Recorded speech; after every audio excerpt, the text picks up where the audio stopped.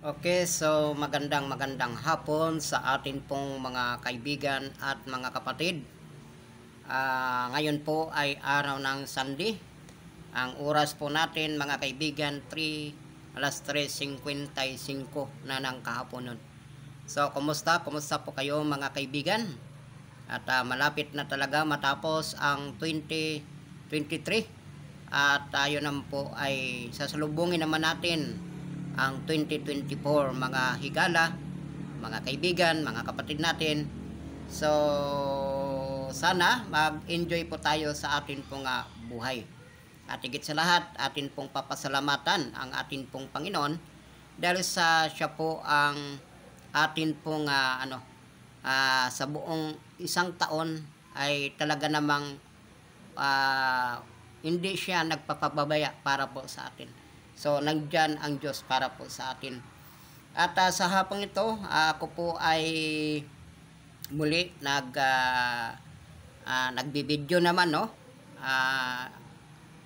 Binabati ko ng magandang hapon ang akin pong may bahay dyan sa may barangay Sagkungan, President Rojas at sa North Cotabato. So, magandang hapon dyan, B. Magandang hapon din yan, Nak, no? Lalo na sa akin pong biyanan, magandang hapon. So, ilang araw na lang, 1 week na lang, may get, ako'y uuwi na, bakasyon sa Mindanao. So, ipag-pray po natin na bigyan po tayo ng magandang sasakyan, safe po yung biyahe natin, at higit sa lahat, yung atin pong malulusog na pangangatawan, at makakarating tayo dun sa atin pong sa atin pong pamilya na safety, no? So, kaya ako nagla-live ngayon mga kaibigan, mga kapatid, kasi nga gusto ko rin pong pasalamatan ang atin pong mga kapatid dito po sa Lagaska. No, lalo na sa atin pong abutihing pastor, si Pastor Subadya. Maraming salamat, Pastor. At kahapon, ako po ay naimbitahan dito sa may Sentro Poblacion Seventh-day Adventist Church, Sentro Poblacion Kulasi Antique. So ako po ay nagpapasalamat, no, kang Brother Juji sa iya pong pag-imbita. At salamat na rin sa mga kapatiran doon sa taga Kulasi sa inyo pong binigay na tulong, no, malaking halaga na po yun. At hindi ko rin po makakalimutan, ako po ay nagpapasalamat dahil sa binigyan po ko ninyo ng certificate of appreciation. So, sabi nga dito, an appreciation as quiz speaker and for giving him valuable time and effort in this congregation with the powerful and inspirational preaching of the gospel of Jesus Christ. We therefore with sincere gratitude present to. So, ito po ay no? So, sila po ay talagang nag-effort mga kapatid at binigyan po ako nila ng certificate of appreciation, no? So maraming salamat, hindi ko po 'yun makakalimutan, no, ang iglesia ng Kulasi. Bagamat ako'y first time pa lang doon, pero nakita ko po yung kanila din po nga yung sincero, no? So sa hapong ito mga kapatid ay wag po ninyong kaligtaan din pala, no? Wag po ninyong kaligtaan yung atin po ngayon bago pa lang na YouTube channel. No? Masasabi natin bago pa lang. Pero ako'y nagpapasalamat na mayroon na po tayong 26 or 27 subscriber at mayroon na po tayong mga viewers. Although kundi pa yung ating viewers kasi nga hindi pa masyadong nakilala. So yan, paki-support naman mga kaibigan, mga kapatid, lalo na sa ating mga kapatiran na Seventh Adventist, no, mga kaibigan natin diyan, paki-subscribe naman, no, hit notification bell para updated kayo sa bago nating i-upload na mga videos. So pasensya na po kayo kung mayroon marinig kayo na mga sounds at mayroon po kasi ditong party, no, Thanksgiving party ni Brother Dong, at dito naman sa mga banda kalsada nagpapasounds. So wala tayong magawa, no? Wag na naman po ninyo intindihan kung mayroon pong background na sounds, baka magtatanong kayo nagba-background ako na. Hindi po yun, no? Kapitbahay po natin yan. So, mga kaibigan at mga kapatid, sa hapong ito, meron lang po tayong maikli na pag-aaral, no? Maikli na pag-aaral. Kasi meron po akong nadaanan na isa pong although kahit saan naman to, pero meron pa akong nadaanan na isa pong simbahan, no? Pinicturan ko po at nakita ko po, no? At marami ko pong nakita na ganito po. Ito po ay simbahan po ng Church of Christ, no? Church of Christ. So, mayroon pong nakalagay doon sa kanilang karatula, no, sa kanilang So, napicturan ko po mga kapatid, mayroon pong 4 dito. So, number 1 ay sabi dito, Christ is the head. Number 2, Christ is the one founder. Number 3, Christ is the foundation. Number 4, Christ is the Savior. So, gusto ko tong i-share sa inyo mga kapatid. Gustong-gusto ko to, no? Gustong-gusto ko tong lalo na tong binanggit dito sa number 1 sa Episo kabanatang 6. Pero bago tayo dumako mga kapatid sa atin pong pag-aaral, hayaan nyo muna na tayo po yumuko sa atin pong ulo sa maiksi nating panalangin. Mapagpala namin o Diyos sa hapong ito. Kami po mag-aral ng inyo pong banal na salita. Pangunahan po kami ng inyo pong banal na espiritu at na-explain po namin ng insakto o tama na mas mapapaliwanag pa namin sang-ayon sa inyo pong kalooban.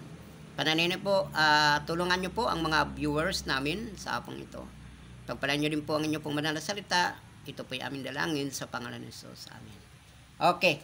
So, ang una po niyang dito, Christ is the head. So, maganda naman po yung layunin mga kapatid na nilagay nila doon sa kanilang signboard, no? So, gusto ko lang pong i-share sa inyo. Basahin po natin ang aklat ng Episo chapter 5 verse 23. So, ganito po ang nakasulat mga kaibigan. So, Episo kabanatang 5, ang talata po ay 23. Ganito po ang wika. Sapagkat ang lalaki ay pangulo ng kanyang asawa, gaya naman ni Kristo na pangulo ng iglesia, na siya rin ang tagapagligtas ng katawan.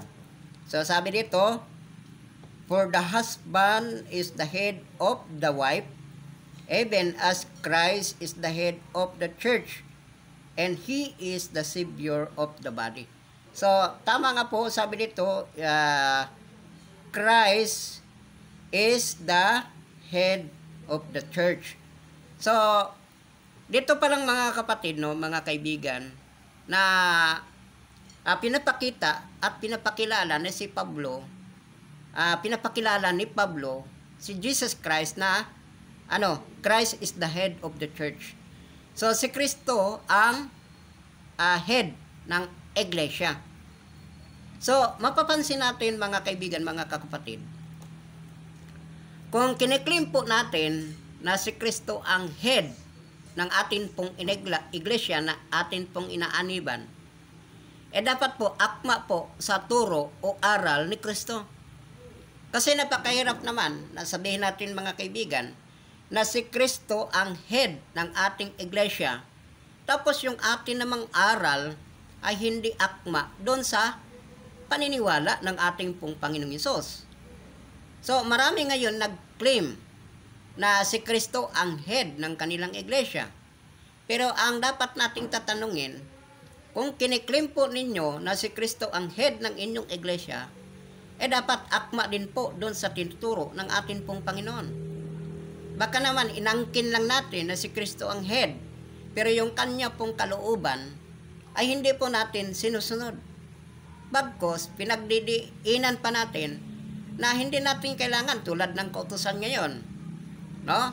Na pinagbibintangan pa ninyo na si Kristo ay lumabag. Paano natin masasabi na ang inyong iglesia ay si Kristo ang head? No? So, para bang masasabi natin, parang may mali ata.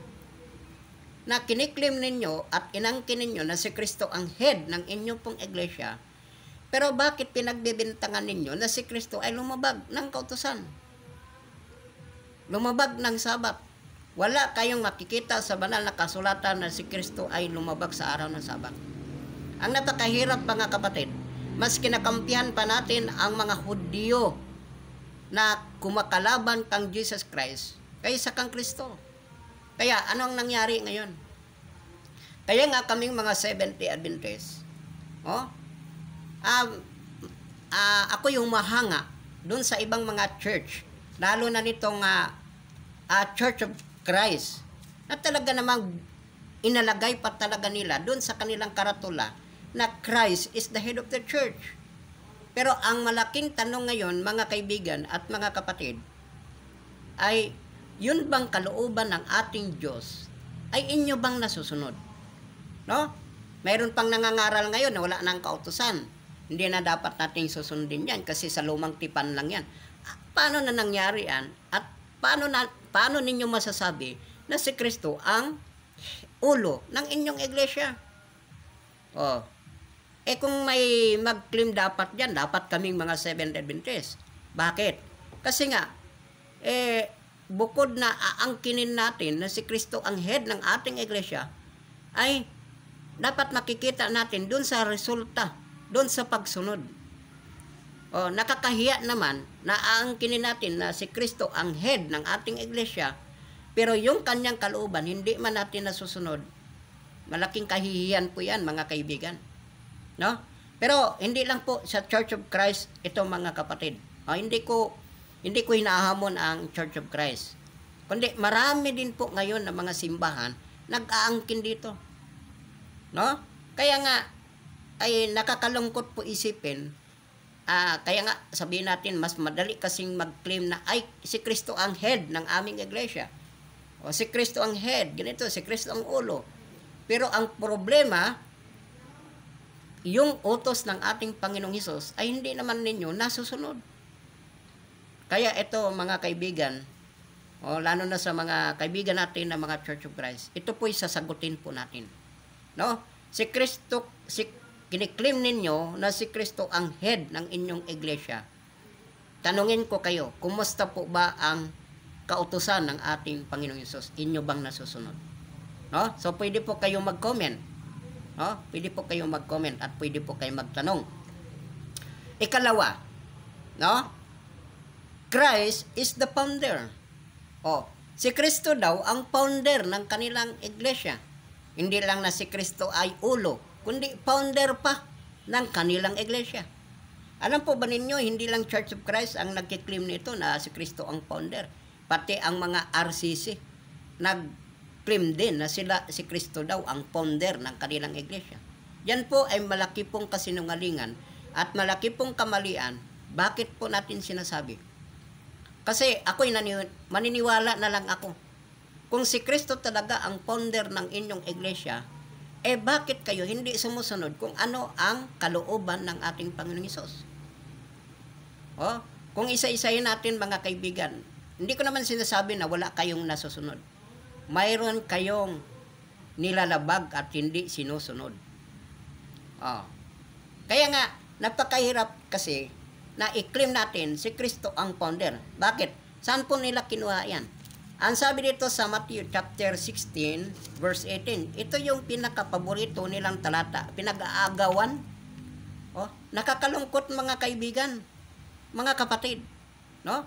Ito ang 16:18, ang sabi dito, medyo masakit ang dito ko, mga kaibigan. Sabi dito, at sinabi ko naman sa iyo, na ikaw ay Pedro at sa ibabaw ng batong ito ay tatayo ko ang aking iglesia at ang mga pintuan ng Hades ay hindi magsipagnaig laban sa iyo. So dito, mga kaibigan, kung napapansin ninyo, ito pong Matthew chapter 16 verse 18, maraming nag-claim na si Kristo ang founder ng aming iglesia. Si Kristo ang nagtatag ng aming iglesia, lalo na sa mga RCC. No, pinagmamalaki ito ng mga CFD. Ito, kiniklaim din ng Church of Christ. Kiniklaim din dito ng Iglesia ni Cristo.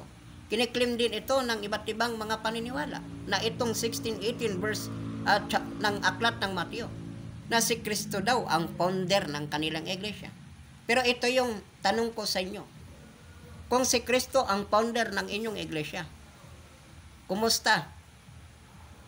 Nasusunod ba ninyo kung ano ang utos ng ating Panginoon? Tingnan nyo. Kung si Kristo nga ang founder ng inyong iglesia, bakit hindi kayo nangingilin ng araw ng Sabat? Kung mayroon mang mag-claim dito dapat, ay ang mga Seventh-day Adventist. Bakit? Hindi kami nalalayo. Una, si Kristo, tama naman, pwede natin sabihin na si Kristo ang founder ng ating iglesia. Pero, si Kristo ba, ano ba ang araw, ang kanya pong pagsamba? Ang kanyang pagpunta sinaguga? May nababasa ba kayo na Sunday, pumunta si Kristo sa sinaguga? May nababasa ba kayo? Bigyan niyo ako ng talata. May mababasa ba sa banal na kasulatan na Friday ang pagpunta ni Kristo sa sinaguga? Wala. Kundi, tanging ang araw ng Saturday lang ang pagpunta ni Kristo sa sinaguga. So, kung mayroon man mag-claim na si Kristo ang founder ng iglesia, ay ang Seventh-day Adventist. Bakit? Si Kristo ang ulo, si Kristo ang founder. Kung mag-inventory tayo mga kaibigan, mas mamalapit pa kami kang Jesus Christ. Kasi si Kristo ay nagsasabat, kami din nagsasabat. Si Kristo, kung titingnan natin, hindi kumakain ng karumaldumal, hindi rin kami kumakain ng karumaldumal. Kung balikan naman natin, mag-inventory naman tayo. Ang aral ng mga apostol at ang aral ng Adventista ay hindi po nalalayo. Kaya ngayong nagsasabi, mayroon ba kayong authorized na mangaral? Sinugo ba kayo? Kayo nga ang sinugo, hindi nga kayo tumutupad kung sa ano ang utos ng ating Panginoong Hesus. Pinagmamalaki ninyo si Pablo, pero si Pablo, ang kanya pong pangilin, ang kanya pong pagsamba ay araw ng Sabat. Araw ng Sabado. Kaya nga, mga kaibigan at mga kapatid natin dyan, napakahirap kasi na sabihin natin, si Kristo ang head ng ating iglesia, si Kristo ang founder. Pero layo naman tayo sa katotohanan. Malaking kahihiyan po yan mga kaibigan at mga kapatid. Hindi ako ako mga kapatid, yung sinasabi nila, nang hilabot, nangingialam. Kundi gusto lang natin, mga kaibigan at mga kapatid, na dapat itutuwid natin. Kasi napakahirap naman, mag-claim tayo Nag-claim kayo na si Kristo ang head ng inyong iglesia. Nag-claim kayo na si Kristo ang founder ng inyong iglesia. Pero kumusta naman mga kaibigan at mga kapatid? Ang inyo pong aral, ito po ba isibo sa aral ng ating pong Panginoong Hesus? Yan po ang tatanungin natin. Ikatatlo, the foundation.